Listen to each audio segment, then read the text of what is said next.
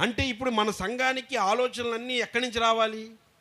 దేవుని దగ్గర నుంచి రావాలి. గట్టిగా చప్పట్లు కొడదాం.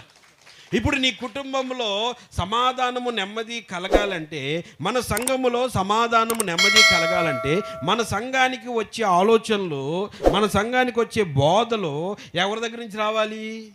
దేవుని దగ్గర నుంచి రావాలి. ఇప్పుడు మనము ఈ వాక్యంలో నుంచి మనం నేర్చుకోవాల్సిన పాఠం ఏంటంటే, తల యేసు ప్రభుల వారైతే శరీరం ఈ సంఘం. ఈ సంఘంలో ఉన్న మనమందరం శరీరం. హల్లెలూయా.